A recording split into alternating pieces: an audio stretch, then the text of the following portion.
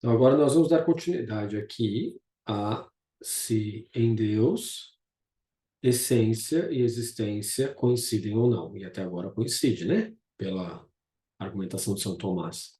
Por quê? O existir é a atualização de qualquer forma ou natureza. O existir é a atualização, veja que essa palavra tem peso agora, né? É diferente. De qualquer forma ou natureza. Então, o existir é estar em ato. Ó, o existir é a atualização de qualquer forma ou natureza. Existir é estar em ato.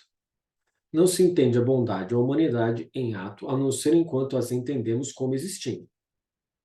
Certo? Bondade como possibilidade e humanidade como possibilidade não faz muito sentido, né? A gente entende quando elas existem, a gente é capaz de alguma maneira, entender que está ali a coisa, né? É preciso, então, que o existir seja referido à essência. Então, o existir seja referido à essência. Esta é distinta do existir, como ato em relação à potência. Nossa, então é gigantescamente diferente o existir da essência. E como em Deus nada é potencial, como já se mostrou, segue-se que nele a essência não é distinta de seu existir. Sua essência, portanto, seu existir. No caso de Deus, né? Só que assim, deixa eu fazer uma pergunta para você. Você conhece a essência de Deus? Exatamente, Guilherme. Não, eu não conheço a essência de Deus. Você conhece o ato de Deus? Não. Exato, igual o Guilherme falou, não. Essência para a gente é aquilo que a gente consegue dizer através da linguagem, definir alguma coisa. A partir da existência de algo, certo? Mas a gente não percebe diretamente a existência de Deus e nem percebe também a sua essência, a não ser através da do nosso raciocínio, né? Que é limitado pela nossa linguagem, que é limitado pelos 5 sentidos, que é limitado pela nossa razão, que é limitado pela nossa existência. A criação poderia ser o ato de Deus? Não, né? Porque a criação, hoje, ela é feita de composto de matéria e forma, feito de ato e potência. Não. Porque Deus não tem ato nem potência, não tem matéria, e só tem forma, e um tipo de forma que não tem a ver nem com as formas de anjo. Então, ato aqui não é a mesma coisa que ação. Poderíamos considerar que Deus, ao criar as coisas, teria deixado algum resquício dele no ato da criação? Aí sim, por isso que a Igreja Católica não é contra a ciência. Então, por quê? Porque quando você fala assim, ó, a criação poderia ser o ato de Deus, Deus é ato. Então, a criação seria Deus. Não, aí não tem correspondência. Nesse sentido. Ok? Nesse sentido. Certo. Então, aqui nós já vimos, né? Que Deus, a sua essência, existir é a mesma coisa. Nós estamos falando de alguma coisa que não tem a ver com a nossa existência, nem com a nossa essência. Nós estamos aqui pensando em algo que está muito para fora da nossa experiência do comum. Estamos usando a razão lógica para tentar entender algo que escapa completamente à nossa linguagem. Estamos afirmando algo de Deus, como está escrito aqui, ó, sua essência é, portanto, seu ato de existir. Isso é catafático ou apofático? Isso é catafático, está afirmando positivamente algo sobre Deus, certo? Isso não é uma contradição com aquilo que São Tomás de Aquino disse antes? Ele não disse que de Deus nada pode ser dito? Então, se nada pode ser dito, como é que ele está dizendo agora? Que Deus, em Deus, essência e existir é a mesma coisa. Por uma questão lógica. É só por uma questão lógica. Agora, é realmente isso? Não. Por quê? Porque escapa. Não é isso. Isso é o máximo que a gente consegue chegar. Isso é o máximo que a gente chega. Usando algumas bases. Uma é a teologia paulina, e a outra, principalmente teologia paulina, mas tem outras, e o instrumento filosófico, que é a filosofia pagã de Aristóteles. Certo? Então, você combina as duas e produz um método para analisar Deus. Mas, de novo, é limítrofe, não dá para ir muito longe. Por quê? Porque a nossa razão não alcança. Por isso, ele não está entrando em contradição. Se alguém dissesse assim, mas eu vejo uma contradição aqui, eu vejo uma contradição lá, Tomás de Aquino provavelmente diria isso mesmo. Tem contradição por quê? Porque a minha não dá, tem um limite. Tem limite. Certo? 3. Porque assim como o que tem fogo e não é o fogo, tem o fogo por participação, também o que tem o existir e não é o existir, é um ente por participação.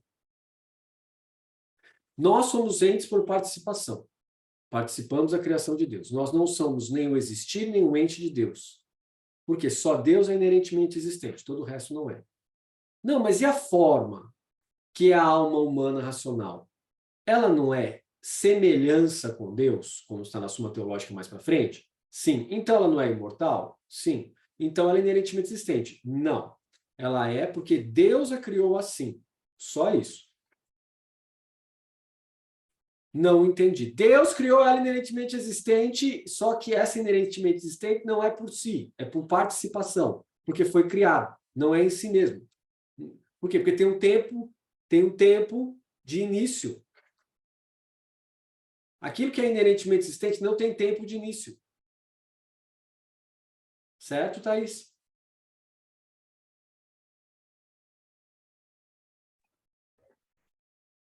É que inerentemente existente, eu entendo por si. Aí deu um bug mental aqui. Então, é que assim, ó, a coisa que foi criada por Deus como imortal, ela sempre foi imortal ou foi criada?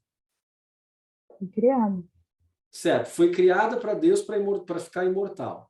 Aquilo que é imortal depende de causas e condições, excluindo-se a criação de Deus.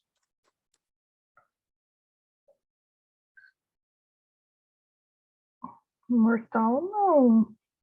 Se é imortal, não pode estar submetido ao tempo, logo não pode estar submetido ao movimento, logo não tem causas e condições que afetam a onda, logo não. Mas nesse caso aqui, porque a gente excluiu a causa eficiente que é Deus. Se você colocar a causa eficiente que é Deus, não tem nada inerentemente existente, porque tudo depende da criação de Deus. Como causa eficiente. Sacou a ideia?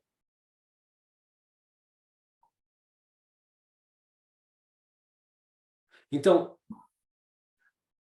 o que você está fazendo essa cara aí? Fala aí, para mim, ficar fazendo cara de inteligente aí sem falar nada.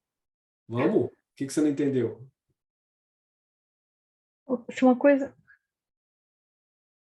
é inerente, não tá. Deus criou e aí ele não está submetido ao tempo a partir de algum momento. Não sei, eu não estou Que entendendo. Não, se Deus criou ele de maneira imortal, a substância humana de maneira imortal, a forma, a alma humana de maneira imortal, Deus criou ou não? Criou. Quando ele criou fora do tempo ou dentro do tempo? A palavra criar já te diz que está dentro do tempo. Como é que você, como ser humano, acha que uma alma pode ser imortal se não tiver noção de tempo? Tem que ter noção para falar que não. Hã? Tem que ter noção de tempo para eu falar que tem um mortal para falar que Exato, tem você por uma. contraposições, né? Então, embora a alma humana tenha uma característica racional e mortal, porque participa da semelhança com Deus, por quê? Porque Deus quis criar assim. Você pode dizer assim, mas quem garante que ele criou? A revelação. Quem é a revelação? Cristo. Cristo revelando, depois veio o Espírito Santo, daí veio os teólogos e começaram a falar essas coisas. Mas quem garante que isso é verdade? Ninguém. O que garante é a verdade da fé. Fé é sempre crer naquilo que não se vê. Logo, quem garante? Fé. Fé é sempre aliado à esperança, que é esperar por aquilo que não se obteve. Certo? Algo que não se obteve ainda, ou que se espera que vai se obter, pode nunca chegar. Mas aqui se espera que sim, porque se confia na palavra de Cristo. Certo? Então, uma vez que isso está revelado, isso é dado revelado, então aceita-se dessa maneira. Claro que, se você está pensando só de uma forma lógica, fica esquisito. Porque como que pode ter algo imortal que foi criado? Né? Porque algo que é imortal teria que estar não submetido a causas e condições desde o começo. Sim, você tem que estar correto. Isso é Deus, só Deus. O resto é tudo por participação. É isso que está dizendo assim, ó. Fogo por participação, existir por participação, ente por participação, tá vendo? Então, a gente é sempre ente por participação, assim como existe fogo por participação, né? Então, por exemplo, tá o fogo do fogão ali, queimando. Aí chega a Thaís, coloca um galho ali, e começa a queimar.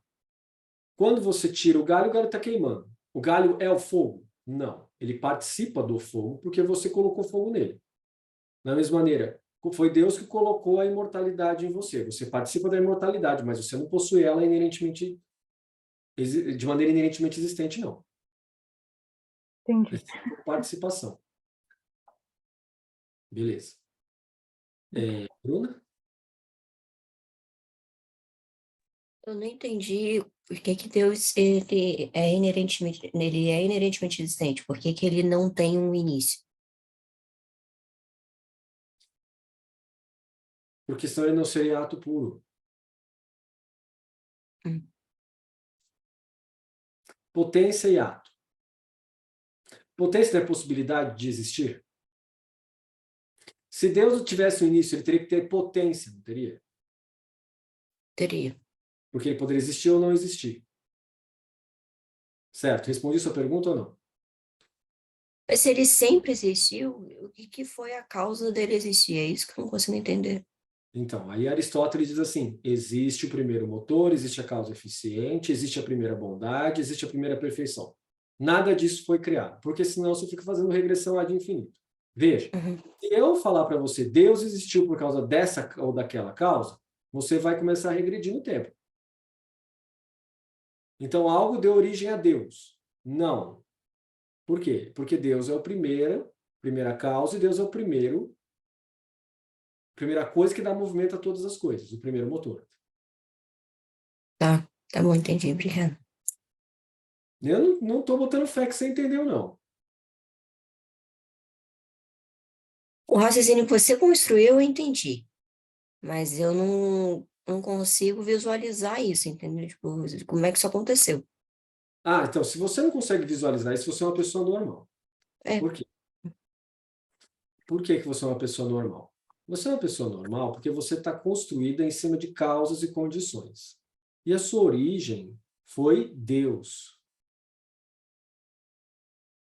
Mas não foi só Deus, foi Deus com o seu pai, com a sua mãe, o mundo, a natureza, o oxigênio, o pulmão, o metabolismo, as proteínas. Foi todo esse complexo gigantesco de causas e condições que deram origem à Bruna.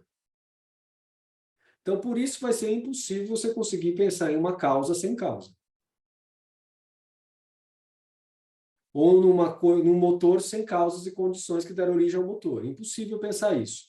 No entanto, é possível chegar nisso através da lógica, por meio de uma assunção. Você assume que isso é o ponto inicial, e esse ponto inicial é Deus. Porque senão você fica regredindo, sempre tentando achar entendi. outra causa, outra condição. Então, isso aí, de alguma maneira, incomodava o pensamento grego e incomoda o pensamento cristão, porque o pensamento cristão e o pensamento grego, aristotélico, é fundamentado em cima do dualismo.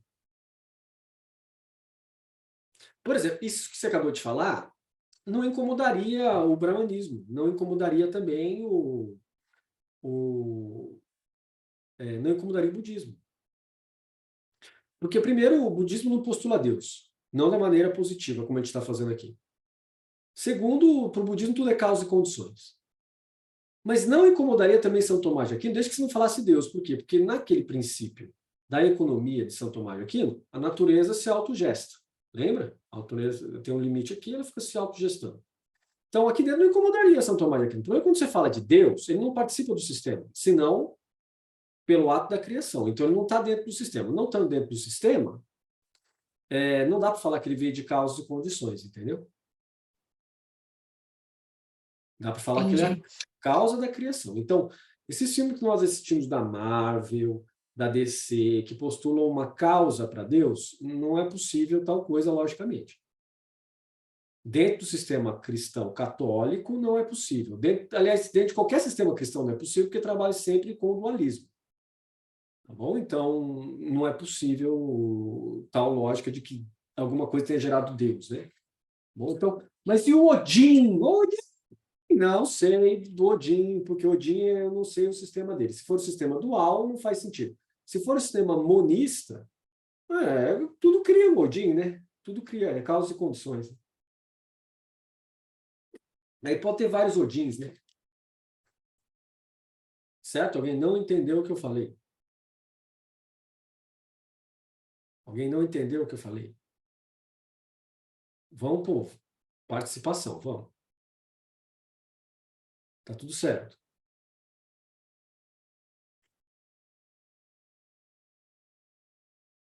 Tá. Então vamos lá, vamos continuar aqui.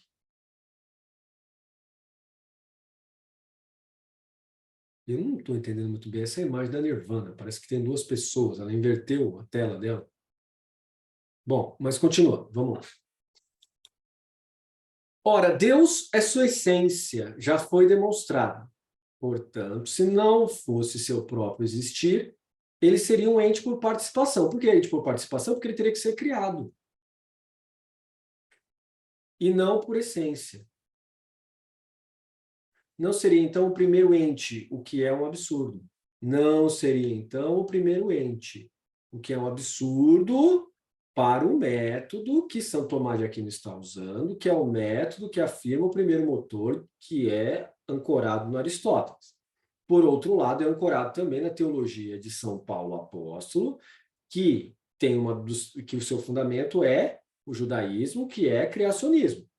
Logo, não faz nenhum sentido para as duas balizas que São Tomás de Aquino está usando. Diga, Nayara. Professor, quando ele fala ele seria um ente por participação, eu entendi. Agora eu não entendi porque ele fala e não por essência. Se não fosse o seu próprio existir, eu não entendi por Ora, quê. Deus e sua essência já foi demonstrado. Portanto, se não fosse seu próprio existir, ele seria um ente por participação e não por essência. Ele está tentando dizer aqui, e ele escreve estranho, mas o que ele está dizendo aqui é que ele já falou lá em cima, que em Deus, essência, existir, coincide. Essência, existência, coincidem. Se Deus fosse alguma coisa por participação, tanto a essência quanto a existência seriam diferentes. Ele só fala de um jeito esquisito. Porque botar uma vírgula ali e falar isso, você fica meio doido. Você fala assim, o quê? Mas faz sentido essa estrutura de construção quando você lê em latim. Ok? Aí são as dificuldades da tradução. Ok? Obrigada, professor. Sigtor non sit sum esse erit ens per participatione, et non per essência. Tá vendo aqui, ó?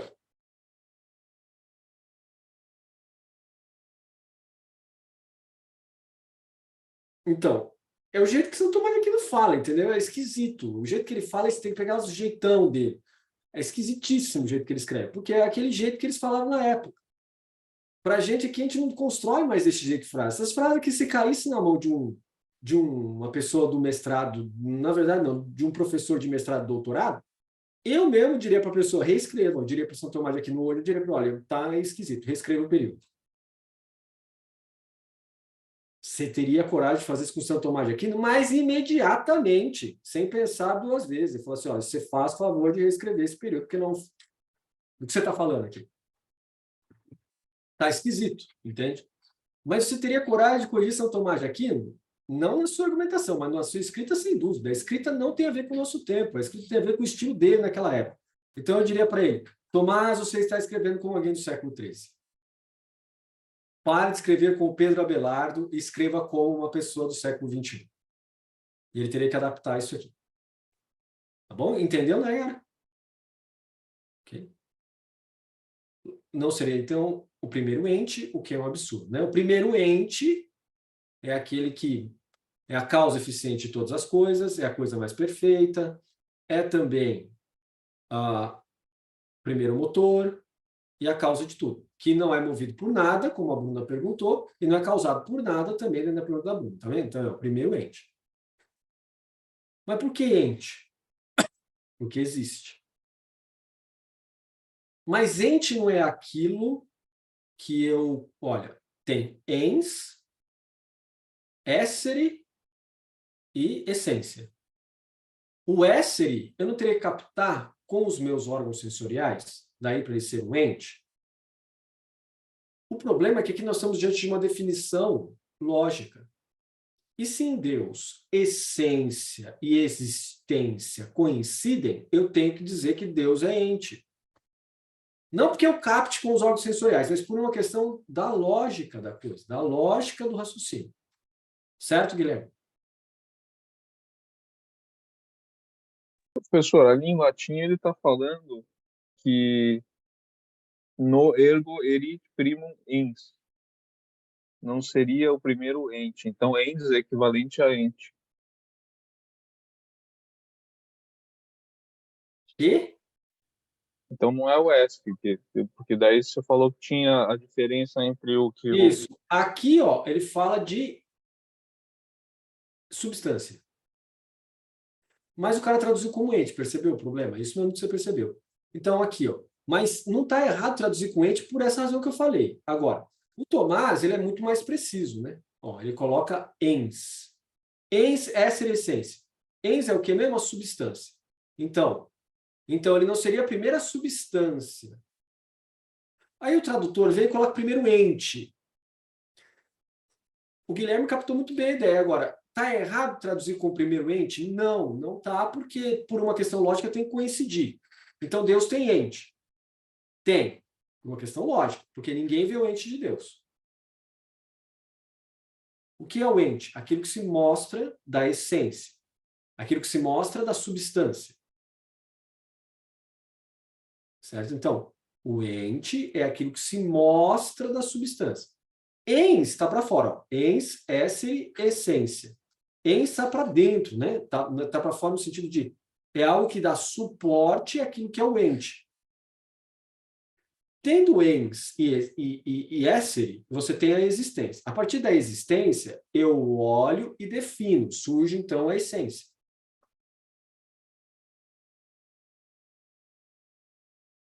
A definição é aquilo que foi falado lá no começo, que é atribuir coisas ao ser. Como a Nayara perguntou, eu fiquei explicando para ela. Lembra que eu falei que é acrescentar, acrescentar, acrescentar? Então, eu acrescento no plano da essência. O plano do essere é o plano que é captável ou pela mente, pelo raciocínio, que é o plano do ente, né? Eu capto pelo raciocínio, ou eu capto pelos meus órgãos sensoriais. O plano do ens, da substância, eu só capto pelo meu raciocínio. Eu não vejo a substância de algo. Eu vejo só as características daquele algo. Eu vejo só os acidentes da substância. Eu não consigo ver a substância em si. Era essa a problemática que a gente viu na aula anterior, quando se pergunta o que é o ser em si. Não sei. Não dá para ver. Tá tudo bem? Você passou o dia bem hoje? Como foi? Ou está esgotando todo o seu cérebro, os mínimos detalhes dos seus neurônios estão sendo captados e sendo queimados, sobrando nada? Tá tudo certo? Tem alguém que tem dúvida? Wagner? Dona Dom?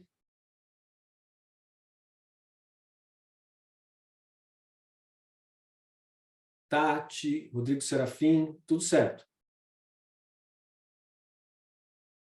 Fernando Lussani? Professor, Oi.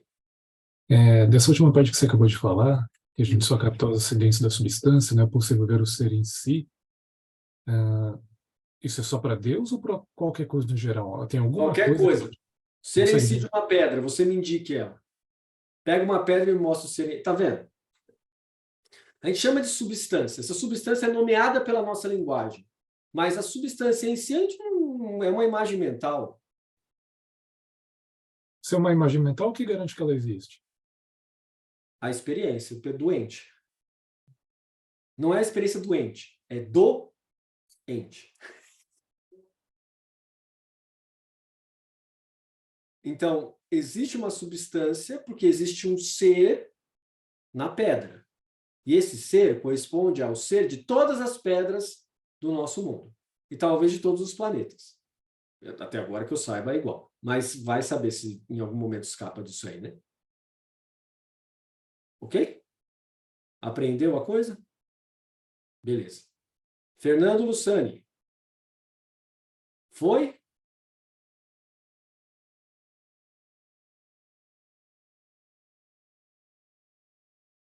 Foi ou não estava prestando atenção? Divagou, foi embora, não entendeu? Como que foi? Mais ou menos. E Rodrigo Serafim? Ok?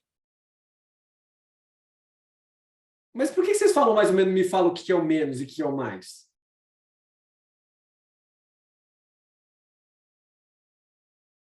Hein? Me fala aí. Qual que é o problema que vocês estão vendo?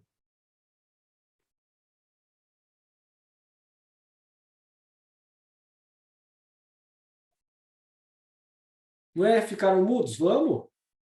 Da pouco. Professor, Diga, Rodrigo. Oi. É.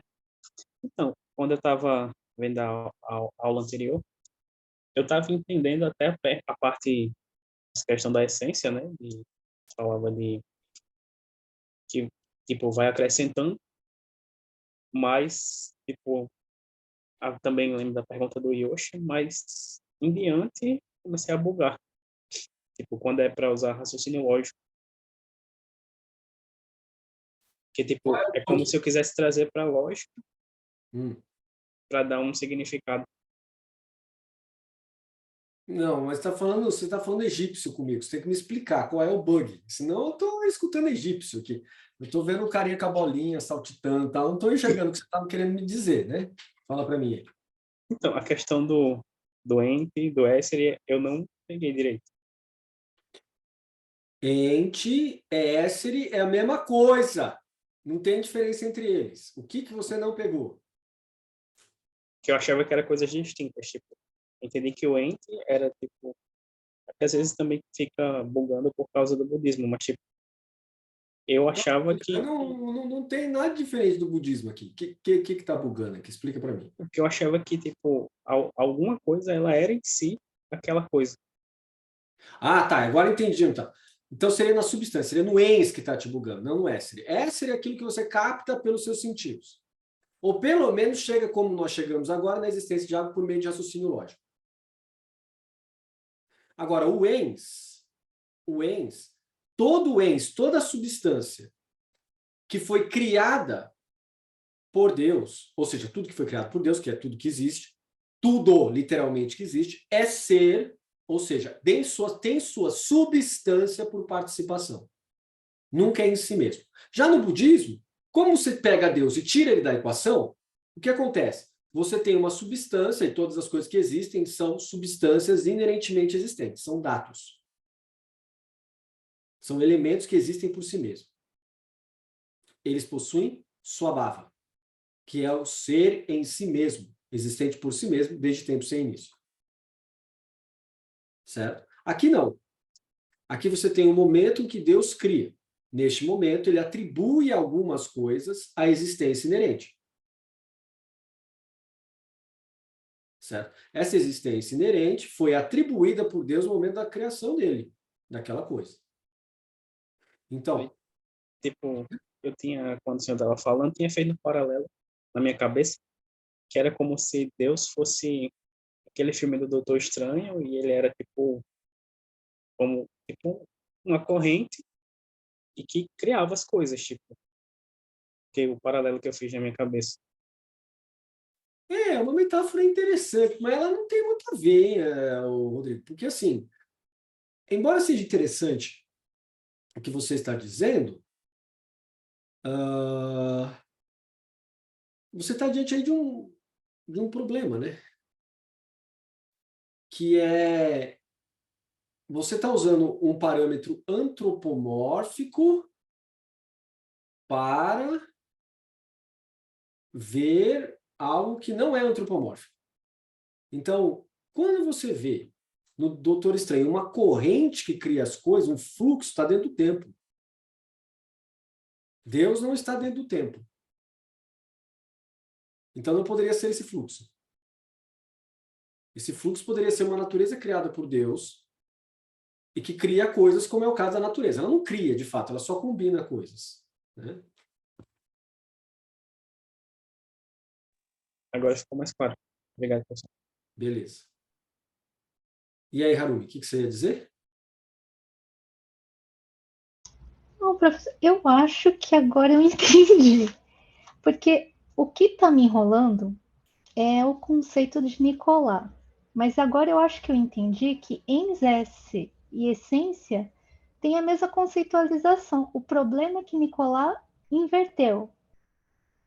O ens, em vez de ser, ele colocou ente, e o S ele colocou ao contrário, né? A verdade, assim. Ens ele colocou ente e S ser.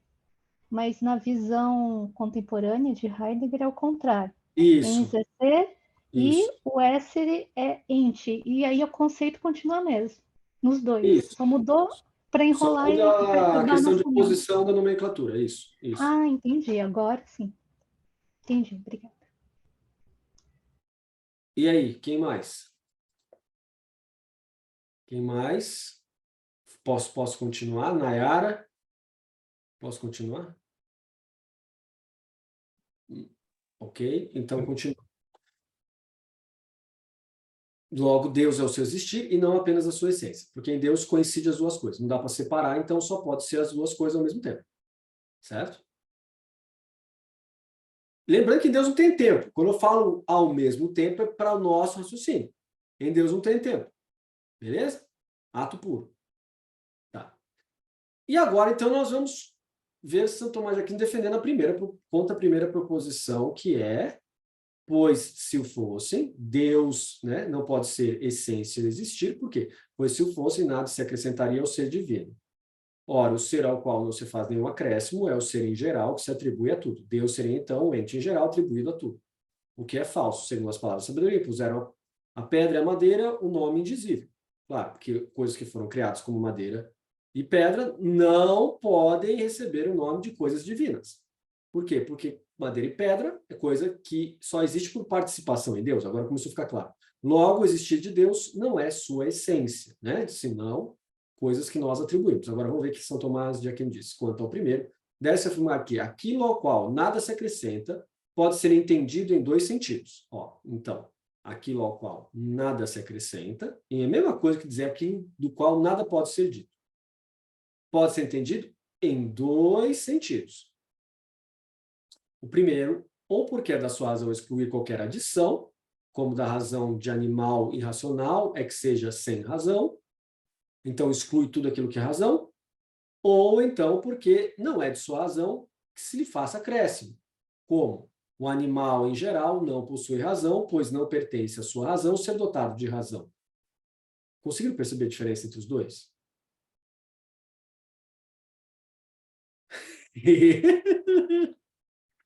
Então vamos lá, vamos passo a passo. No primeiro sentido, vamos lá, dois sentidos. Ou porque é da sua razão excluir qualquer adição. Certo? Significa que eu não posso colocar, olha, que um animal, a razão de animal racional é que seja sem razão. Quando eu falo, olha, animal irracional, o que eu atribuo, o que eu acrescento ao animal é que ele seja irracional, certo? Então, a razão que eu acrescentei à palavra animal, ou a substância animal, é que não tenha razão. Logo, eu não posso colocar que é um animal irracional, racional. Não dá, não cabe mais. Porque no momento que eu coloquei irracional, eu fechei o sistema. Não pode ser contraditório. No final, o que está aqui é o princípio da não contradição. E o princípio do terceiro excluído, que é quase a mesma coisa. Animal irracional, portanto, não comporta um terceiro que é o racional. Está fechado o sistema. Então, animal racional é que seja sem razão. Certo? Ou seja, ou então aqui, fechei. Ou então, porque não é de sua razão que lhe faça acréscimo. Porque não é de sua razão que lhe faça acréscimo. Excluir qualquer adição ou a sua razão não permite A adição. Como? O animal, em geral, não possui razão. Ó, o animal... Por que se chama de animal? O animal, em geral, não possui razão. Pois não pertence à sua razão, pois não pertence ao seu modo de ser, à sua razão, ser dotado de razão. Porque o animal, em geral, não é dotado de razão, tal como o homem. Mas também não é próprio de sua razão não possuí-lo. Mas também não é próprio de sua razão não possuí-lo. Por quê? Porque existe um caso de exclusão. Qual é ele? O homem. O homem. Então, eu tenho dois modos. Um que exclui completamente e um que exclui parcialmente. Captaram a ideia? Um que exclui completamente da razão, no momento que eu estabeleço que animal é irracional, e outro que eu digo que o animal, em geral, não possui razão. Porém, existe um caso de exclusão, que é o caso do ser humano, que é um animal que possui razão. Certo? Então, tem dois modos. Um que é absoluto e um que é relativo. Pegaram a ideia? Certo? Um que é absoluto e um que é relativo. E vocês viram que isso tudo depende da maneira como eu coloco a coisa. Porque se eu falar diferente, vira diferente. Mas existe uma terceira possibilidade? Não tem, né? Só tem esses dois modos aí. Eu posso dizer que algo é completamente, um animal é completamente sem razão, irracional, ou eu posso dizer que um animal é, em geral, sem razão, mas que ainda assim tem alguma coisa ali que exclui isso, que é o caso do homem e da mulher, que são racionais, que são animais também. Tem um terceiro modo? Tenta achar aí. Não tem, tenta achar aí para você ver. Não dá. Normalmente a nossa lógica ela é binária. Ou é uma coisa ou é outra. O princípio da identidade combinado com o princípio do terceiro excluído. O princípio do terceiro excluído é ou é A é igual a B, ou A é diferente de B. Não existe uma terceira possibilidade. Por isso é o terceiro excluído. Certo? Ou Bruna é igual a Fernando, ou Fernando é diferente de Bruna. Alguém pode dizer que existe uma terceira possibilidade? Fernando é mais ou menos Bruna? Não, né? Ou é ou não é. Essa é a ideia da lógica de primeira ordem. Isso é também chamado de lógica, princípio da lógica, né? De primeira ordem. Bom, então, isso chama-se princípio da identidade, que é Bruna é Bruna e não pode ser Fernando, e Fernando é Fernando, não pode ser Bruna. Esse é o princípio da identidade. E o princípio do terceiro escolhido é Bruna ou é igual a Bruna, ou Bruna é diferente de Fernando. Não tem uma terceira possibilidade. Claro que ele pode dizer assim, não, mas Bruna pode ser diferente de Rodrigo Serafim. Verdade. Mas acontece que, quando você falou Bruna é igual a Bruna e somente igual a Bruna, você excluiu a possibilidade de ela ser igual a Rodrigo Serafim. Entenderam agora? Bruna é igual a ela mesma. E não pode ser igual a nada mais. Portanto, A é igual a e A é diferente de B. B aqui contém tudo aquilo que não é A. Certo? Alguém não entendeu isso? Alguém não entendeu isso?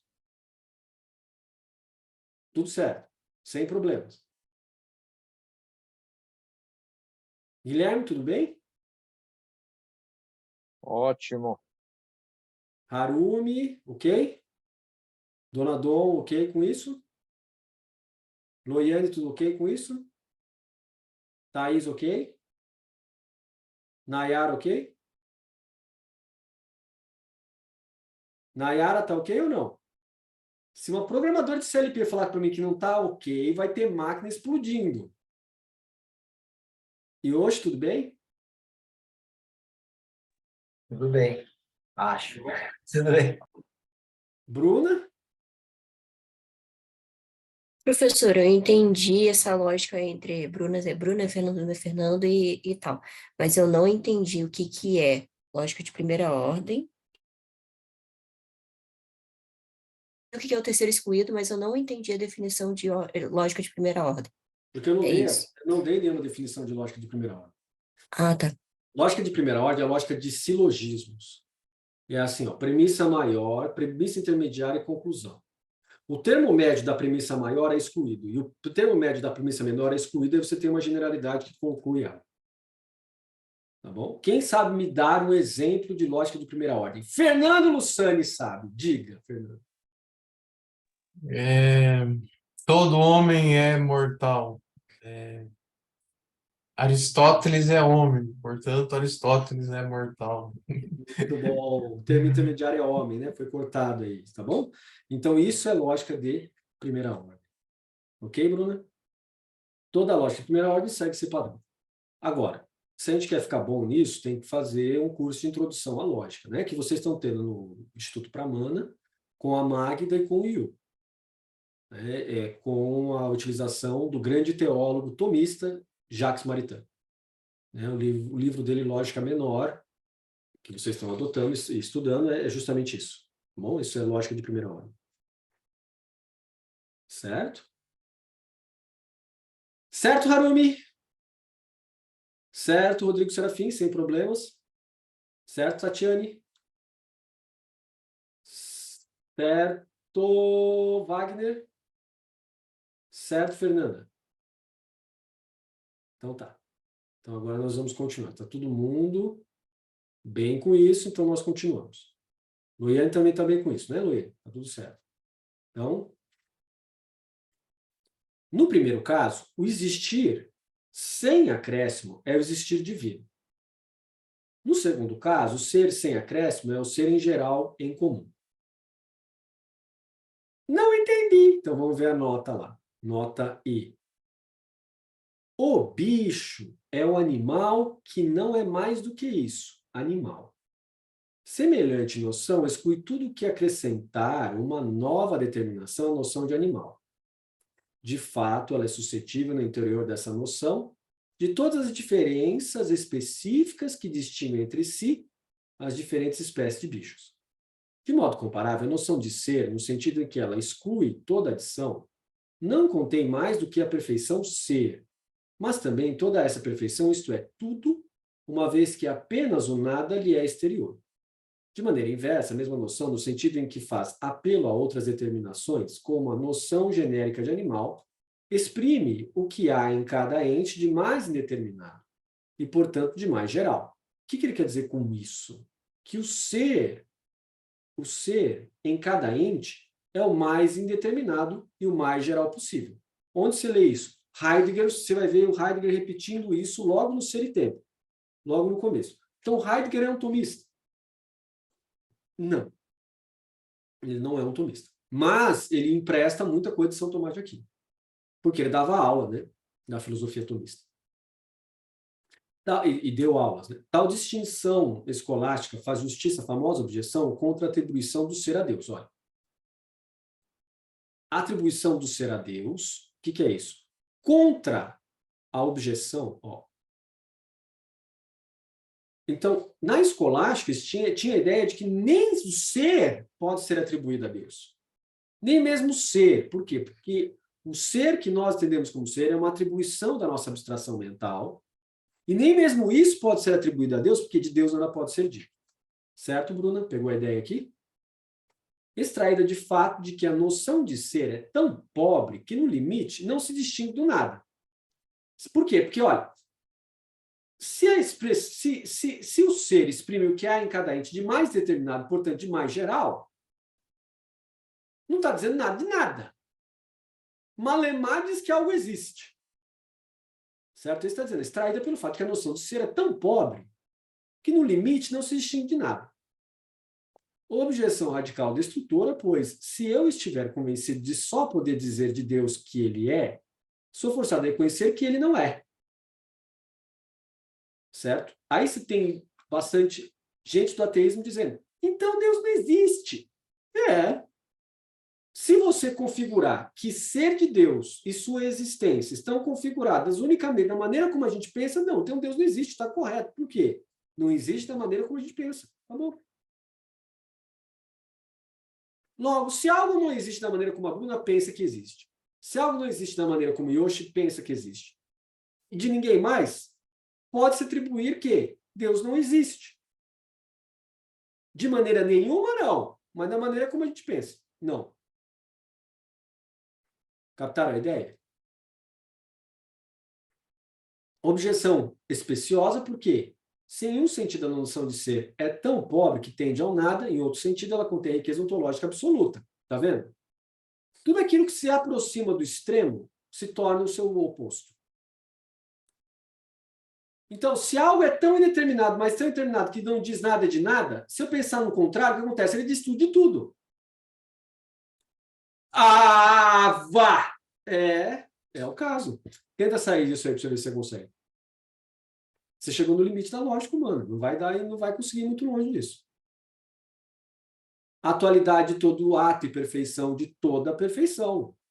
Onde que São Tomás diz isso? Sobre a potência. Certo? Que coisa, hein, Yoshi? Que coisa louca.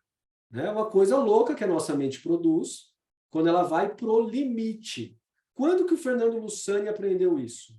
E quando que eu aprendi isso? E quando a Fernanda aprendeu isso? E quando a Nayara aprendeu isso? Quem é que se envolveu com matemática? Igual o Jun e o Guilherme, que está fazendo engenharia, está vendo isso. Diga para mim, Fernando Lussani, qual é o momento que a gente vê isso na matemática? Logo dos primeiros anos. Qual? Limites e derivadas. Limite, né? Noção de limite. É claro que a Bruna e a galera que só fez humanas está assim. Ó. Limite, para mim, é um bagulho aqui, ó. Vamos pensar em terra plana. Está aqui, 40 surfistas vão surfar na terra plana e desaparecem. Limite. Né? Desapareceu. O problema é que na humanas, o limite aparece quando? Quando você vai se aproximando do infinito ou do zero. Certo? O que... Iane, 1 dividido por 0 é igual ao quê? 1 dividido por 0? É. Não tem uma coisa que não é divisível? Por 0, as coisas não são divisíveis por 0? Responda para a Loiane, Fernando. Não tem. Você não pode dividir. Como que você vai dividir uma coisa, ou 2 laranjas, ou uma laranja entre 0 pessoas? Não tem nem o conceito mental, não dá nem para imaginar isso. Então, a divisão por 0 não existe. Agora, o limite de 1, quando eu divido por 0,0000000 pessoas, eu posso dividir uma coisa entre bilhões, infinitas pessoas. Mas isso é no limite. Acho que eu já extrapolei um pouco. Não, então, e aí o que acontece? O que se torna? Quando eu pego 1 e divido por 0,1 elevado a 1000. Dá um número muito grande, por exemplo. 1 dividido por 0,00001 dá 10 mil, por exemplo. Acho que 10 mil ou 100 mil. Mas como que pode uma coisa dessa? Eu tenho uma laranja. Eu divido por 0,0000001, mano. E virou 10 mil. Ou 10 milhões ou 1 milhão. Como? Como?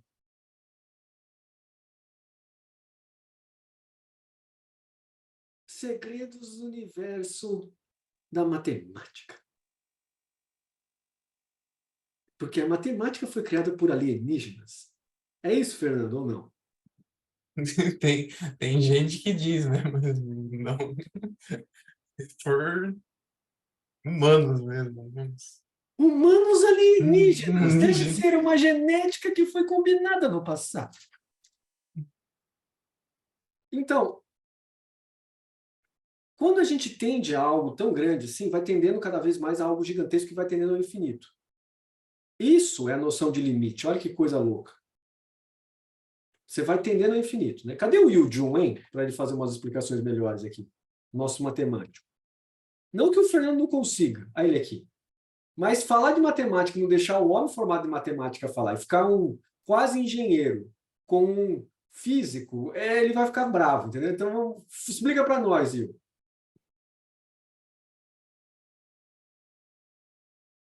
Não estou escutando nada, você tem que ligar o seu microfone.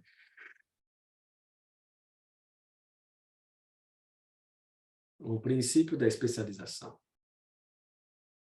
Será que o John será capaz de refutar a tese de que a matemática foi criada por alienígenas do passado?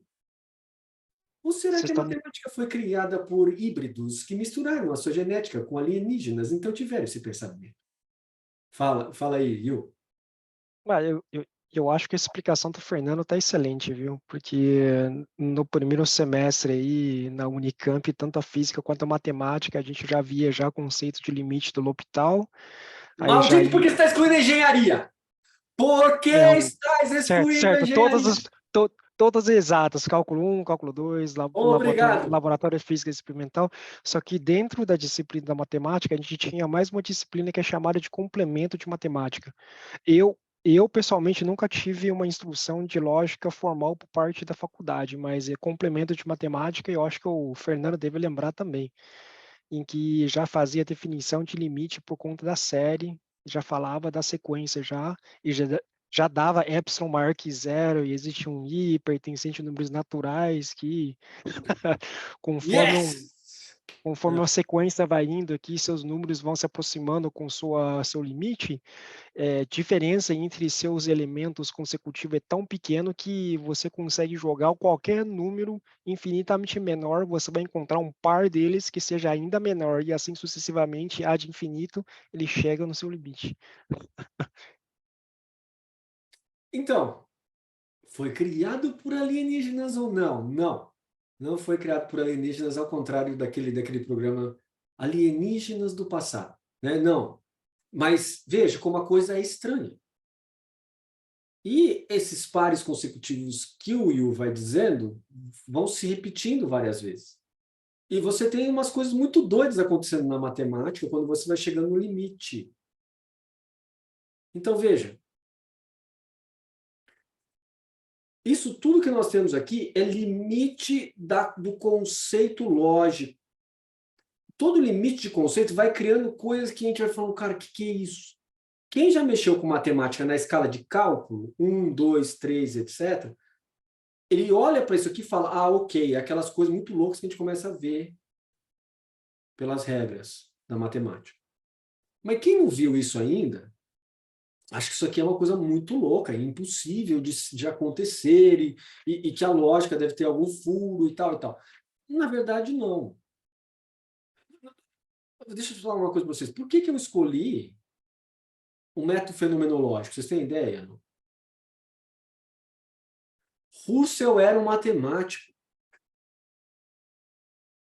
E ele cria o método da fenomenologia, e os alunos dele, como Heidegger e Edith Stein, pegam isso e conectam isso com Tomás de Aquino, assim, ó.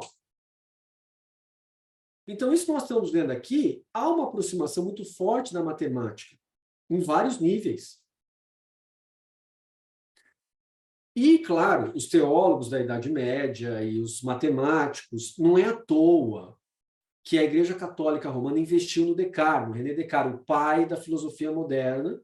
Por quê? Porque ele foi capaz de resolver 25 problemas na matemática que não tinha nenhuma resposta desde a época dos gregos até o século XV. A Igreja investiu nele. Por quê? Porque a Igreja viu a conexão entre os dois. O quê? Entre a matemática, entre o mundo empírico físico, químico, biológico e a possibilidade de pensar Deus. Atualmente, nós continuamos com isso na Igreja Católica Romana, que é o pensamento de Teilhard de Chardin e dos demais tomistas a partir do Concílio Vaticano II, que vocês já fizeram no seminário. Certo? Mas, professor, o quê? A galera não vai lá ver o nosso canal do YouTube. A galera não quer saber, acha complexo, porque a galera gosta de ficar ouvindo que Deus vai dar conforto e bem-estar para eles assim que eles pedirem. Esse que é o X da questão. Só que nós temos um problema. Sabe qual é? Olha para a pandemia que você vai ver o problema. Não acontece da maneira como esse pessoal fala para os outros que acontece. Simplesmente é mentira. E sendo mentira, não acontece. Não acontecendo, não tem fundamento para a teologia ficar discutindo sobre aquela papagaiada de que Deus vai fazer para você aquilo que você não vai atrás para se esforçar. Deus já fez quando ele deu a graça. Ele deu a graça através do seu batismo. A partir daí é com você. Se vira nos 30 e trampa. Só que o pessoal não gosta disso, né? O pessoal gosta de achar que vai vir um milagre, vai transformar, e que Jesus vai vir, e que vai te dar tudo o que você quer. Não é o fato. Não é o fato, não ocorre. E tudo que a gente vê no meio evangélico e no meio católico, de pessoas que acreditam que Deus vai dar as coisas e não acontece tal como eles acham que deveria acontecer, eles culpam aquilo que hoje está dizendo aqui no chat, que é o apocalipse, é o fim do mundo, por isso que não está acontecendo. Não é. Não é. É porque está errando na compreensão do que é Deus e de como é a ação de Deus. Esqueceram que Deus não é uma realidade objetiva, tal como a gente pensa uma pedra caindo de um prédio, uma fruta caindo da árvore. Deus não é isso. Veja, o limite lógico da coisa está apontando que nossa razão não dá conta. Logo, esperar, porque eu interpretei algo que Jesus falou, eu interpretei algo que o Paulo falou, que o Pedro falou, que o João falou, os apóstolos de Cristo falaram, de uma maneira literal. Então, portanto, é daquele jeito, é um erro grande. Por quê? Porque Deus não está disposto para a gente de uma maneira literária. Deus age da maneira como ele quer e tem as regras lá dele, ele faz o que ele quiser, etc. E por que é que as pessoas erram nesse ponto? Porque elas esquecem que Deus é, antes de tudo, uma construção nossa, um entendimento nosso, uma construção nossa em relação a uma contraposição ao mal que existe no mundo. Há uma esperança que existe de uma possibilidade futura.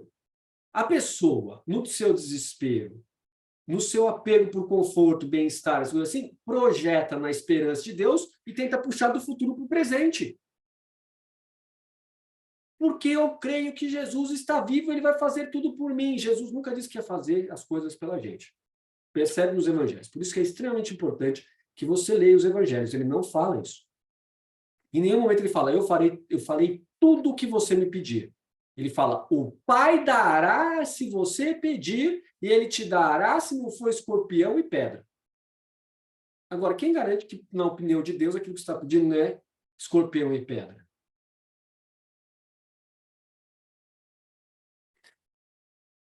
Não, mas eu tenho certeza que não é. Então, de novo, pode não ser, como, por exemplo, uma criança que está morrendo no hospital, é uma criança com câncer no cérebro, você vai lá e fala, Senhor, em nome de Jesus, eu te peço, cura essa menina. Não cura. E aí, o que você pensa? Dois momentos. Ou eu não tenho fé, ou Deus não quis. Se Deus não quis, ele não é todo bondoso, porque se até eu tenho bondade para aquela pessoa, por que não curou? Quando isso ocorre, você tem que lembrar, cuidado com a sua interpretação literal da Bíblia. Dos evangelhos também. Em nenhum momento é dito que eu farei tudo. É dito que será feito de acordo com.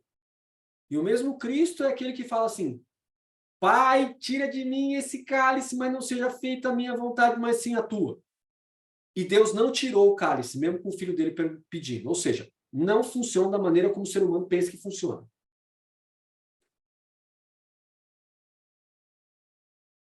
É lógico que Jesus tinha que morrer na cruz? Não. Qualquer teólogo, minimamente lógico, vai dizer, não, esse Deus possui toda a possibilidade nele, ele é ato puro, ele poderia simplesmente parar aquela coisa lá e modificar a coisa, porque ele é todo poderoso e tal. Poderia, mas não quis. Não quis por quê? Porque, sei lá, meu. Nós caímos em duas possibilidades. Ou a gente não entende Deus, ou a nossa interpretação de Deus está errada. Agora, usa a lógica que está aqui. Eu não entendo Deus até o limite. O que acontece? Eu entendo todas as possibilidades que estão ali presentes. Estão todas as possibilidades. Dizer que eu não entendo nada é uma coisa de dizer que entendo tudo. Por quê? Porque a composição lógica é muito próxima, no seu limite. A Tatiana levantou a mão? Diga, Tati. Levantei. Se Jesus não morreu, não tinha necessidade de morrer na cruz, qual que é aquela teoria em relação ao pecado, para tirar o nosso pecado? Esse é o problema. Isso é uma visão relacionada a Antigo Testamento e dar um sentido para o Antigo Testamento, a lógica sacrificial expressa no livro dos Levíticos. Isso tudo é uma figura para dizer que o homem foi liberto do pecado. Com o quê? Com a resistência que Jesus teve à maldade. Jesus fala da não violência e aplica. E os caras batem nele, fazem tudo aquilo com ele, e se você assume que ele tem a natureza divina, ele poderia falar, para, e bum, destruir tudo. Mas ele assume e fala, não, por quê? Porque se eu disse, eu amo o meu inimigo, ama teu inimigo, eu, Deus, tenho que amar meu inimigo. E meu inimigo sendo um homem, eu tenho que amar ele. E ele aguenta tudo nele. Para mostrar que o que ele está falando é a revelação última.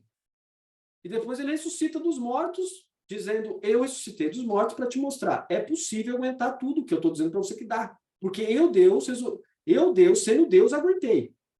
Como humano também aguentei. Então, aí tem a questão, mas qual é o sacrifício? O sacrifício de Cristo é a renúncia à sua divindade para aguentar toda aquela porrada. Toda aquela violência.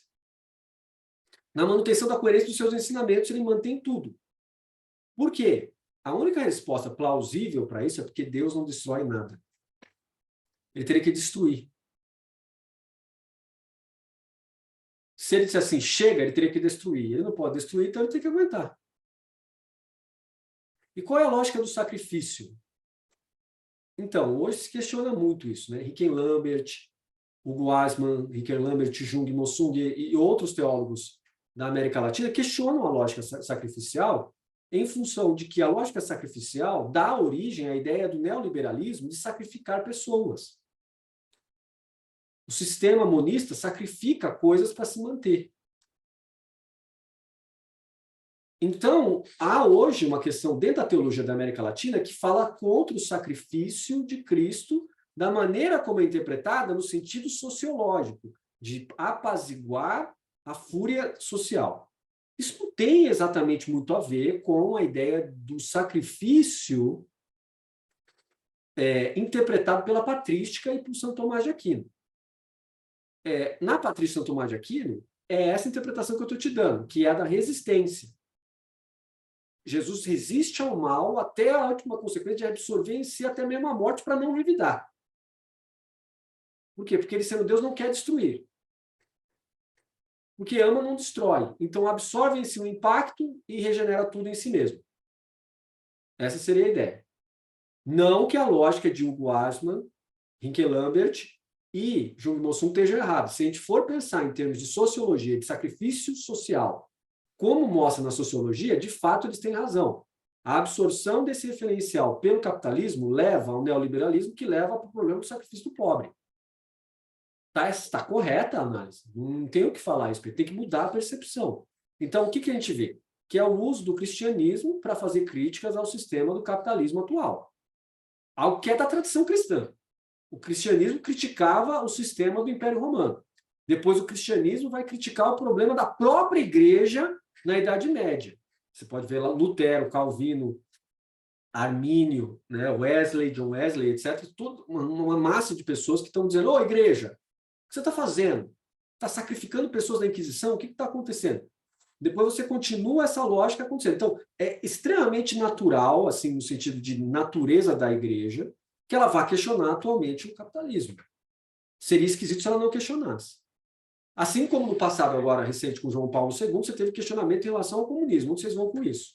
Atualmente, você tem um questionamento em relação ao capitalismo neoliberal, e quem está liderando isso são esses três pensadores que eu falei para vocês, e depois os alunos deles. Dentre eles, o Mário Aguilar, nós temos outros aí que estão nessa mesma vibe de dizer, onde vocês vão com esse neoliberalismo aí que está sacrificando pessoas? Certo? Mas tem que ser entendido de maneira correta, senão a gente acaba entendendo que a galera é comunista. Não estão falando de comunismo, eles estão usando referenciais do Marx para criticar o capitalismo, mas não quer dizer que eles estão afirmando o comunismo por isso. E aí é que está o grande problema, que tem padres que estão na mídia que entendem que ele está falando de comunismo, eles não estão falando de comunismo. Comunismo é outra coisa, e eu sei do que eu estou falando, por quê? Porque eu consigo trazer as bases para vocês. Comunismo tem a ver com uma ideia de Marx, de uma sociedade ideal, onde tudo é comum, E a ideia de mais-valia e a ideia de troca por capital, por um capital simbólico, que seria o dinheiro, cai fora. E o que surge é a ideia de um homem, de uma mulher, de pessoas que são conscientes o suficiente para ajudarem uns aos outros. Isso é uma ideia cristã. O problema é que o Marx diz que não é cristão, mas senão material. Só pelo meio do materialismo isso já é possível. E aí o Marx vai e levanta, ele e o Engels levantam posições contrárias à igreja, dizendo que a igreja protege instituições que são opressoras, que a própria igreja é uma opressão na existência do mundo, e que, por quê? Porque ela defende a questão de mérito e, por isso, propriedade privada, e por isso meio de produção, e por isso defende a justiça que está presente entre o dono do capital, dono de meio de produção, e a escravidão do trabalhador que trabalha vendendo a sua força de trabalho e se alienando, se afastando da mercadoria. Isso no primeiro momento do capitalismo do século XVIII. Certo? Percebeu o que é a ideia do comunismo agora? Então, o comunismo seria a reversão disso. O problema é que o Marx ele acha que a igreja é mal no mundo. Mas o Marx depois para de falar da igreja, não fala mais nada. O Engels é que entra na luta e depois tem a galera dos alunos deles, né? Que na verdade a gente chama de esquerda hegeliana, que tem outros representantes também. Ok? Então, a lógica sacrificial, como você me perguntou, ela tem dois modos ou mais de pensar sobre ela. E um dos modos de pensar conduz para a crítica ao capitalismo neoliberal. Mas nem por isso afirmando o comunismo. Para esses pensadores que eu falei, não. Agora, tem outros que pegam isso, daí aí começam a conformar o pensamento desses teólogos com a ideia de um socialismo comunista. E aí, a crítica de alguns padres não está completamente incorreta. Porque daí você tem a ideia de que se venceu o capitalismo, então surge o comunismo, e se o comunismo vem o reino de Deus. Não vem o reino de Deus. O comunismo não é a solução. É a transformação do coração do homem a solução. Mas o problema é que transformar o coração do homem é muito complicado. Tanto é que até mesmo os padres da patrística dizem que isso tem que ser por uma força externa. É Deus que tem que curar o homem aí, porque não dá, entende? Mais se esforça. Mas os ascetas do deserto, como Santo Antão e outros, não concordam com essa perspectiva. Eles dizem que o homem é capaz de se mudar, sim, mas com muito esforço. E aí tem gente que vai falar assim, mas isso é Pelágio, você está indo contra Santo Agostinho. Eu não sei se eu estou indo contra Santo Agostinho. Porque Santo Agostinho foi o que mais provou com a vida dele que tem que fazer uma resistência ao mal que existe no coração do homem. E se esforçou muito para isso, embora ele fale de se apegar à graça, se confiar na graça, mas ele fez muito esforço em relação a isso. Então, há um ponto obscuro aí quando se diz que isso é Pelágio. Não sei se é Pelágio, acho que não é Pelágio. Não é pelagianismo isso que eu estou dizendo. Diga, Rodrigo. A pergunta que eu ia fazer era relacionada a Santo Antão. Acho que na aula passada o senhor falou sobre questão que acho que ele foi tentado e tipo, mas aí tipo da maneira racional a gente poderia pensar que fosse tipo algo tipo criação dele, né, da mente dele. Aí tipo a minha pergunta era se quando Jesus foi tentado, tipo foi uma escolha dele porque ele era verdadeiro Deus, verdadeiro homem, ou tipo era algo que tipo era dele mesmo, tipo da fraqueza da carne, digamos assim. Fraqueza da carne. Então, Jesus não tem essa fraqueza da carne. Porque, veja, Jesus nasceu sem pecado original. Então, ele não tem fraqueza da carne. Jesus é uma coisa diferente porque ele não tem fraqueza da carne. Maria também, né? Com 2 escotos. Eu participo de alguns grupos na internet, observando mais do que falando alguma coisa, né? Porque eu acho interessante as colocações para ver qual o nível que nós temos, né? Nível da graduação, mestrado, doutorado, né? Então, aí já entra o cientista social, o Plínio, né? Que fica observando a coisa, mais do que o teólogo, o cientista social. Mas há toda uma discussão dentro do meio protestante, dentro do meio da teologia da reforma, ou teologia reformada, que fala da não aplicabilidade do dogma da Imaculada Conceição de Maria. Maria teria ficado sem pecado original no momento que o anjo anuncia ela e diz, ave cheia de graça. Bom, eu não sei, para mim isso aí é irrelevante, mas a galera gosta de discutir isso aí. Para mim é irrelevante. Por quê? Duns Scotus, através do platonismo e do neoplatonismo, já chegou lá no ponto onde ele diz a Imaculada Conceição de Maria era uma necessidade. Por quê? Porque para não ter problemas com a questão do pecado original, que é transmitido por gene, pela terra, pela própria condição humana, de pai para filho, Deus interferiu na concepção de Maria para que ela, na concepção, não tivesse isso. Por que isso? Porque senão a gente teria que admitir, como Santo Tomás de Aquino, inclusive, fala que é possível, mas fala que Deus, isso não é o modo mais perfeito, de que Deus poderia ter libertado o homem diretamente do pecado original sem nenhum tipo de aparição de Cristo no meio de nós. Então, o que a gente vê disso? Eu seria desonesto com vocês se eu defendesse a posição de que isso não é uma construção humana. É uma tentativa de dar razão, como a Tatiana perguntou, à lógica sacrificial de Jesus na cruz. O evento Cristo na cruz é um dos maiores problemas que nós temos. E o outro evento super problemático é o nascimento com duas naturezas de Cristo, que é a natureza de homem, humano, e natureza divina. O próximo problema derivado a isso é quem deu a carne, como você colocou, Rodrigo, para Jesus? Maria. Então, o pecado original teria que vir através de Maria até Jesus. Certo? E como é que não veio? A resposta do Scotus é porque Maria tinha sido profetizada de que seria algo à parte, porque Deus interferiria, no caso dela, para que ela pudesse ter uma carne que passasse para Jesus que não transmitisse o pecado original. Se você disser assim, mas isso é viagem, não há necessidade de nada disso. É o que eu falei, não tem necessidade disso. Mas os teólogos viram que existia uma necessidade por coerência lógica. E a igreja bate o martelo dizendo, essa é a melhor lógica, pá, e coloca o dogma da Imaculada Conceição. Quando? Quando do aparecimento de Nossa Senhora de Lourdes. Era isso que estava sendo discutido lá, o tempo que demorou para discutir. De Duns Scotus até Lourdes demorou um maior tempão.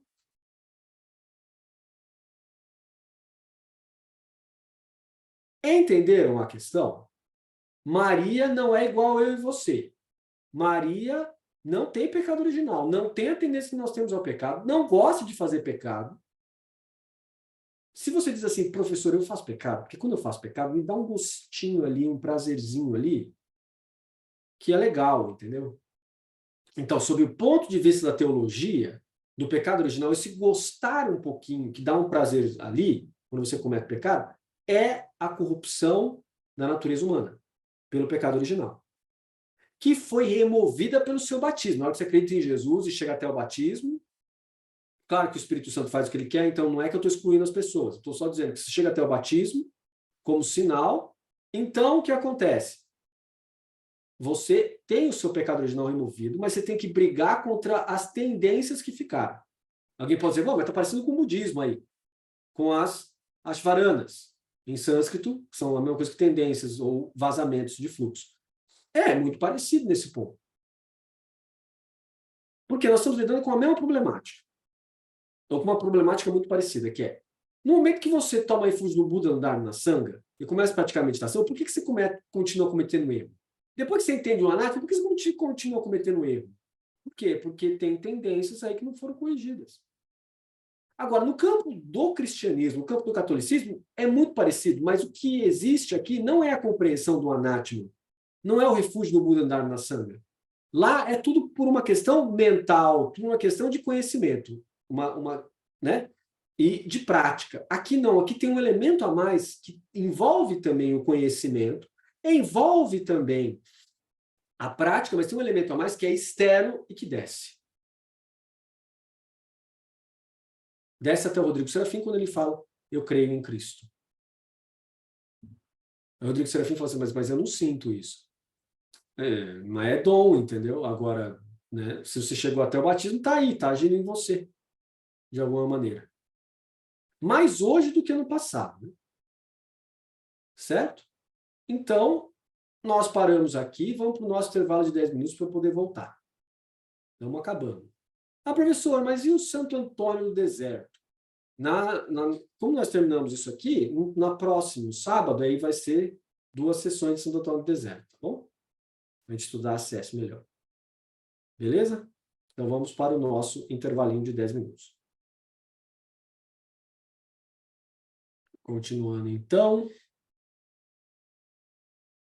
Já passamos por isso aqui, né? Então, no primeiro caso, o existir sem acréscimo é o existir divino. Então, Deus, como sendo ato puro, não tem nada a ser acrescentado, nem mesmo essência e existência pode ser acrescentado nele.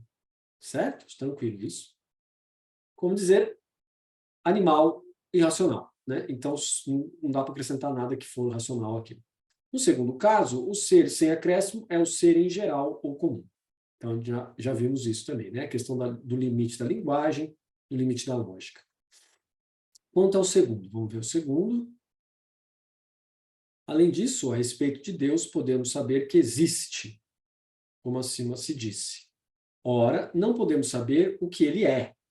Até que ok, verdade. Nem que ele existe de fato, mas por uma questão lógica, como eu disse para vocês. Logo, em Deus, não é o mesmo a sua existência e o que é, ou sua essência ou sua natureza. Né? Então, não é o mesmo que o que é. A sua existência não coincide com a sua essência e com a sua natureza. São Tomás de Aquino vai dizer Deus é ato puro, logo essência e existência coincidem em Deus. Não dá para separar os dois porque não é ser composto, não é ser que existe por participação. Certo? Agora vamos ver aqui. Ver os argumentos. Quanto ao 2. Deve-se dizer que ser se diz em 2 sentidos. Olha lá, presta atenção que tem 2 sentidos para a palavra ser. Primeiro, para significar o ato de existir. Então, nesse sentido, todo ser coincide com a sua existência.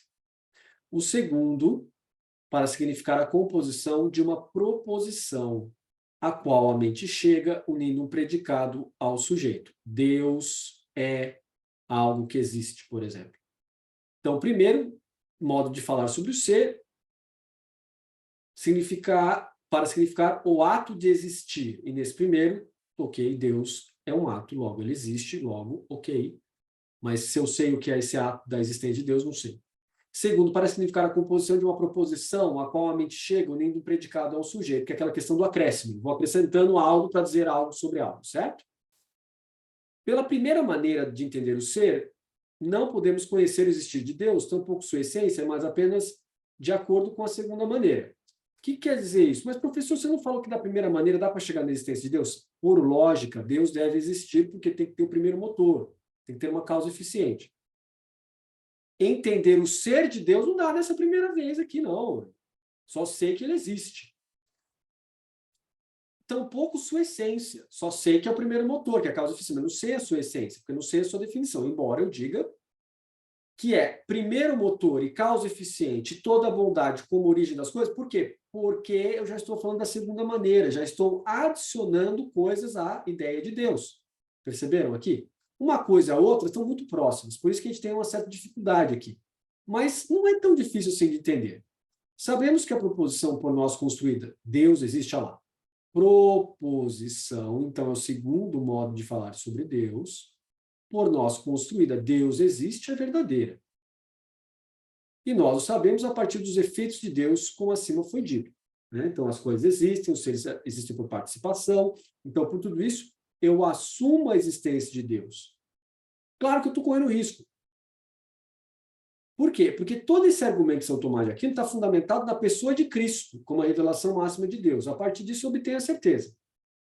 Mas veja que é um argumento sempre que se fundamenta numa existência de algo sobrenatural que se revelou para mim, em um dado momento da minha história, que me deu a certeza. Por isso, fé é dom. Se fé é dom, todo mundo tem a fé? Não. É disso que surge a ideia de Santo Agostinho de que existe uma pré-determinação. e que existe uma pré-escolha. Para alguns, Deus quis se revelar e deu o dom da fé. Para outros, não. No final das contas, claro que hoje, no século XXI, nós não pensamos mais como Santo Agostinho no século IV. Então, essas questões são questões para teólogos.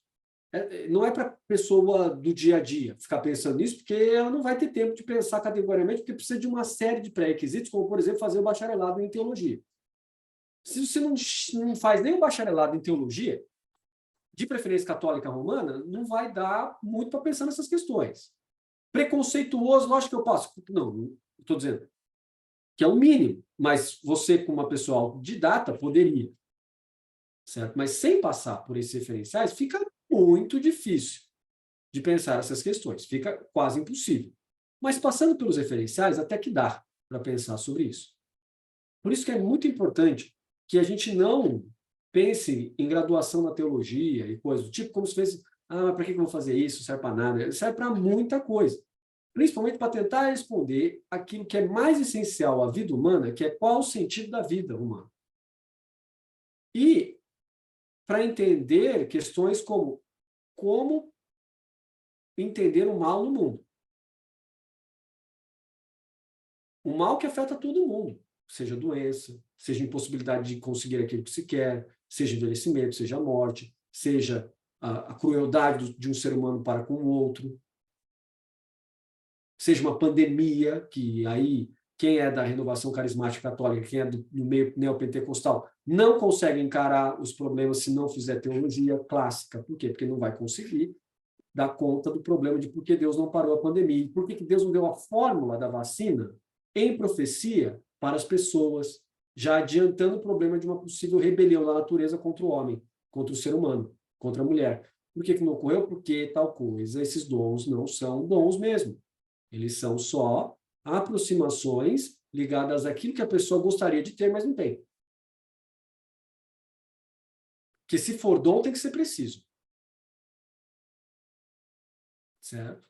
Agora, tudo isso que vocês estão aprendendo aqui, comigo, está relacionado a muitas outras coisas ligadas à teologia e à filosofia de São Tomás de Aquino.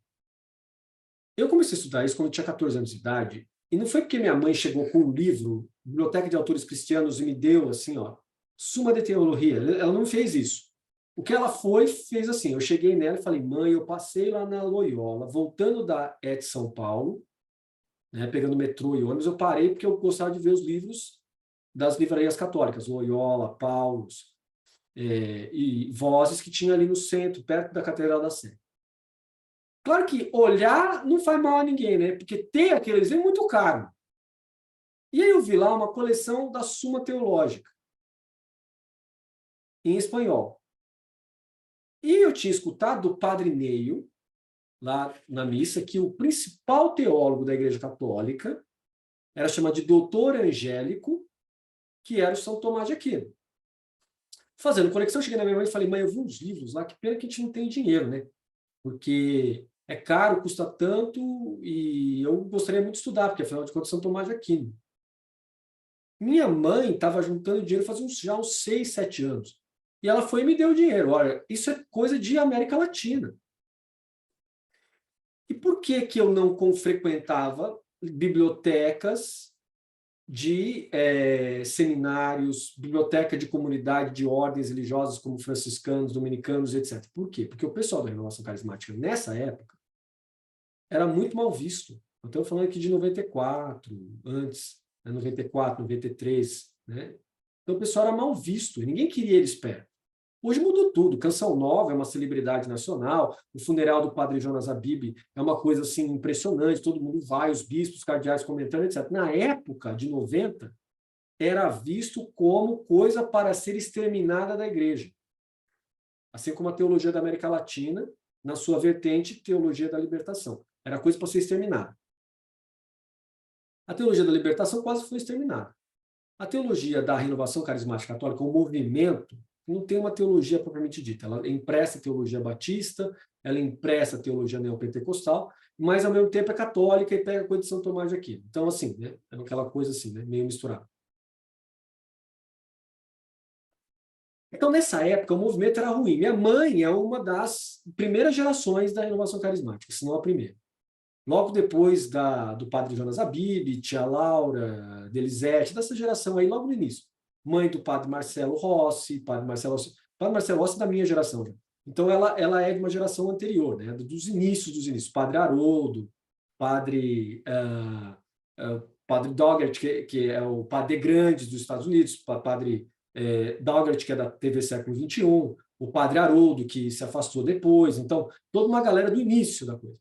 Então, o que acontece? Eles eram combatidos, eles não eram bem vistos. Então, o que aconteceu? Eu não tinha acesso a biblioteca nenhuma de nada, mas biblioteca pública. Biblioteca pública, você sabe como é que é desgraça, né, meu? Você já foi em biblioteca pública, tentou achar esse tipo de livro lá? Tem nada, você vai ver nada de nada. Então, o que acontece? Qualquer tipo de estudo nesse nível que vocês estão tendo agora era e continua sendo muito caro. O Yosha Nayara, a Patrícia, o Gabriel Taviano, a Natália foram comigo para a Itália já. E eles viram quanto é caro os livros lá, certo? Caro ou não é caro? Caro pra caramba. E é por isso que eles fazem bibliotecas comunitárias para você ter acesso a isso, que os monastérios, as comunidades religiosas e tal. Aqui no Brasil, na época, não tinha acesso. Então, tudo que eu consegui estudar foi por muito esforço mesmo. Então, isso eu estou passando para vocês. Vocês estão tendo um privilégio que é pouca gente que tem.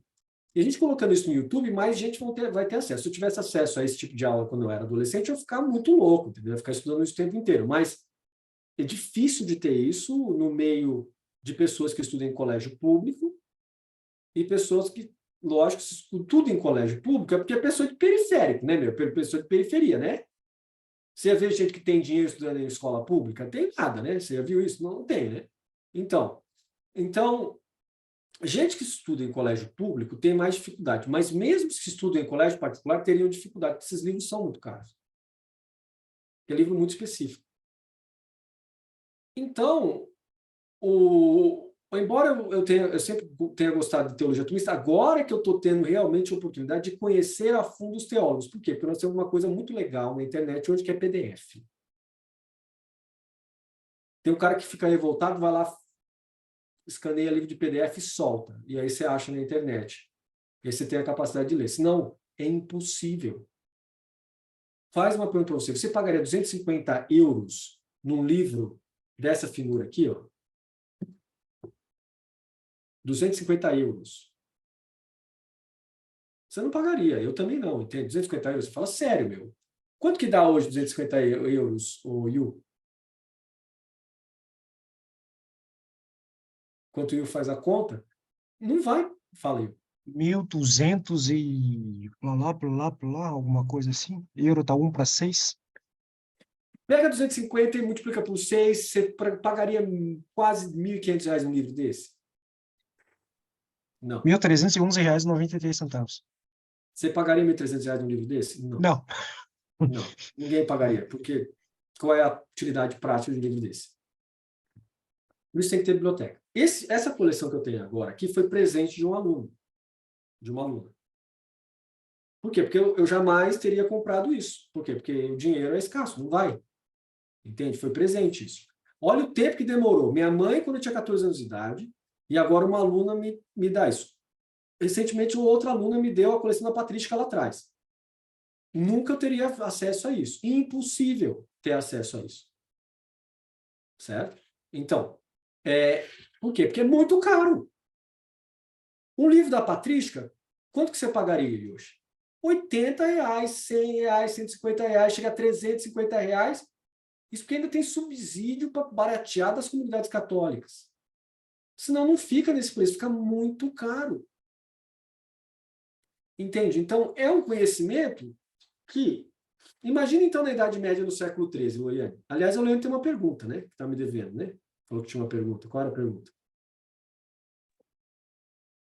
Quando você falou que Maria não tem pecado original, e porque ela não poderia transmitir isso para Cristo, mas como que Cristo ia purificar o pecado original se ele não tivesse nele isso? Então, porque o pecado original necessariamente não é uma força mágica, então. Ele é uma atitude perante a vida, né? O que está sendo implicado aí.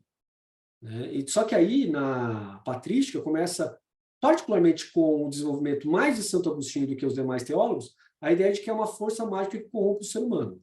Isso se mantém na igreja até hoje, né? Mas me parece que pode ser visto dessa maneira, como pode ser visto de outras maneiras também. Né? Então, Cristo, na sua humanidade, vence o pecado original porque é coerente com tudo aquilo que ele ensina sendo Deus. Então, a sua escolha como humano foi de manter-se coerente de ponta a ponta. Então, essa coerência, essa adesão, mesmo que enfrentando tudo aquilo que é dificuldade, né? Inclusive, como ele não tinha natureza caída, ele tinha que enfrentar a natureza daquilo que é de fora para dentro. Né? Ele enfrentou o ser humano caído e enfrentou o diabo, que é uma força externa ainda ao ser humano, que é dito, né, no livro, na tradição cristã, que caiu na terra.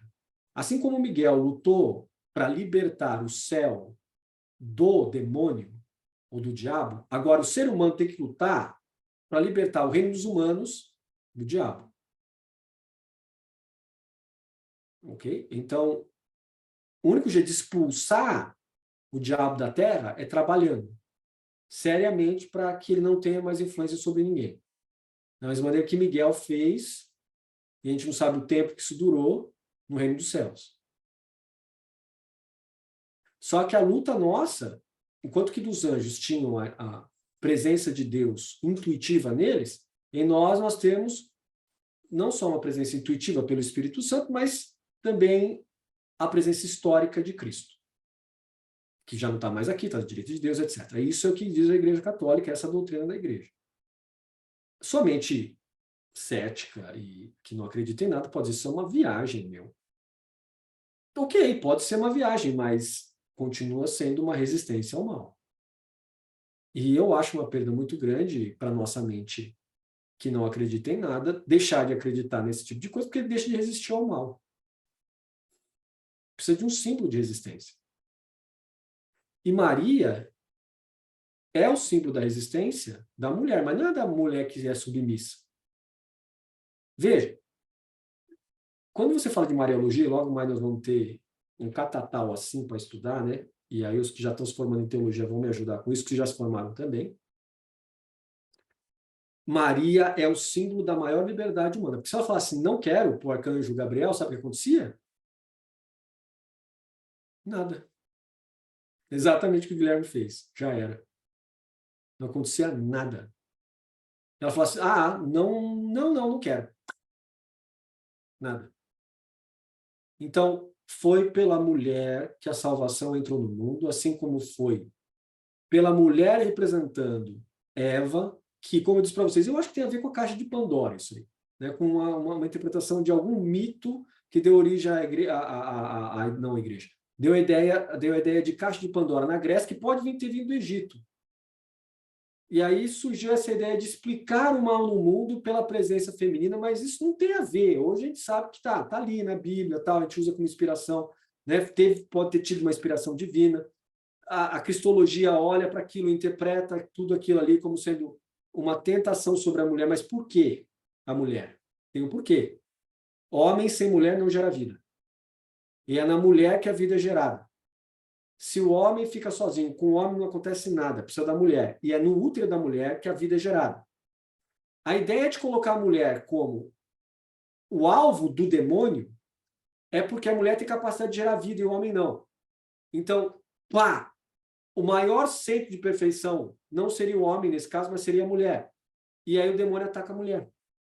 Porque ela tem o dom de gerar vida mais do que o homem. Claro que mulher com mulher também não gera, não precisa falar isso, mas a mulher é mais importante na concepção da geração da pessoa humana. Por quê? Porque fica 9 meses e depois não rompe, e a consciência da mulher fica conectada com a consciência do filho. Então, o demônio, que não gosta de nenhuma vida humana, ataca diretamente a mulher primeiro. Então, a mulher pode ser a primeira a cair, mas a mulher é a primeira a salvar. Por isso que erra a teologia quando coloca o homem no centro e não a mulher. Na verdade, é a mulher. Não, mas Jesus veio como homem, por uma questão histórica. Se viesse como mulher na época dele, não conseguiria, né, naquele período. Mas vem uma mulher antes. E se não fosse a mulher, não existiria Jesus. Se não fosse o sim dela, não tinha acontecido nada. Da mesma maneira como houve um sim de um anjo caído que falou para ela, abre a caixa de Pandora. Houve uma mulher que disse sim e Deus veio ao mundo. Da importância dos dois entre abrir a caixa de Pandora e vir o próprio Deus para o mundo, eu acho que, né, não tem nem comparação. Ok? Então, a Mariologia é um campo que ainda está se desenvolvendo. Ficou sobreposta como sendo Maria. O problema do pensamento que tem o homem masculino como centro é que ele sempre dá um jeito de colocar a mulher para baixo porque ele quer dominar. Mas se a gente olha para a história da salvação, de fato, Maria, ela deveria estar no centro e tem que ser resgatada como centro da coisa. Por quê? Porque sem o sim dela não aconteceria as coisas. Se não tivesse educação dela sobre Jesus, também não teria acontecido a coisa toda. E se não fosse ela, a coragem dela, que João coloca e que os evangelistas também colocam, ela foi até lá assistir Jesus na cruz. Ela não disse assim, esse filho é um filho execrável, vou jogar ele fora. Não, ao contrário, ela foi lá e ficou com ele e poderia ter morrido por isso. Ela, a tia de Jesus, a outra tia de Jesus, Maria Madalena e o João, poderiam os 5 ter morrido aí. Porque poderiam ter dito, vocês estavam com Jesus, vocês têm que morrer também. Mesmo assim, elas foram lá. Então, veja. 3 mulheres, 4 mulheres e 1 cara. Perceberam aí a diferença? 4 mulheres, algumas vezes dizem 3, né? Que pode ter uma confusão aqui, então 3 ou 4, afirmaram Jesus. Enquanto que um homem só afirmou Jesus. Certo? Então aí você já começa a ver que tem algumas diferenças aí. Que a teologia feminista não está tão errada ao dizer que é o centro da coisa. Eu sou alguém que diz que realmente é o centro da coisa. Certo? Então, Jesus não tinha o pecado original, mas ele destruiu o pecado original através da sua aderência aos ensinamentos que ele mesmo proclamou como sendo a própria transmissão da palavra de Deus. Claro que a gente pode dizer assim, mas será que Jesus não era um louco, um esquizofrênico, que de repente inventou todas essas coisas aí e começou a passar por isso? Eu acho que dizer que ele era um esquizofrênico eu acho muito complicado, porque, veja, eu tenho alunos que são esquizofrênicos, e mesmo se eles inventassem fantasia que eles são um novo Buda que veio ao mundo, tipo Maitreya, dificilmente a gente seguiria ele ou ela. É a mesma coisa com Jesus. Não, porque Jesus era esquizofrênico, a galera queria seguir ele. Eu acho que não, é muito difícil. Que Jesus era um pensador super consciente, me parece que é fato. Tanto é que se a gente lê com cuidado os evangelhos, a gente vai ver que Jesus tem um período que ele não faz milagres. Ele tenta convencer as pessoas só com teologia e filosofia, ou com conhecimento teórico. Aí chega um momento, se você lê com cuidado os evangelhos, você vai ver se ele fala assim, se vocês não virem milagres, vocês não vão acreditar, não é isso? Então ele começa a fazer um milagre atrás do outro. Particularmente depois que ele é negado em Nazaré, quando ele fala que ele é o Messias, a galera quer jogar pedra nele, etc. Ele simplesmente fala, então tem que ser por milagres. Ele começa a fazer um milagre atrás do outro. E isso acaba também fazendo com que ele caminhe para a sua condenação diante do Sinédrio, diante de Pôncio Pilatos. No Sinédrio, porque ele se disse igual a Deus, e na frente do Pôncio Pilatos, porque ele disse que ele era rei. Então ele se fez igual a César, tem que morrer. Então, dos dois lados é por causa da divindade de Jesus. Né? Isso que traz ali os evangelhos. Certo? Tem mais alguém que tem mais alguma dúvida? Não? Então, beleza. Vamos descansar. Seminário a partir de quarta-feira. Tatiane já põe lá o sorteio. É isso. Então, até mais. Tchau.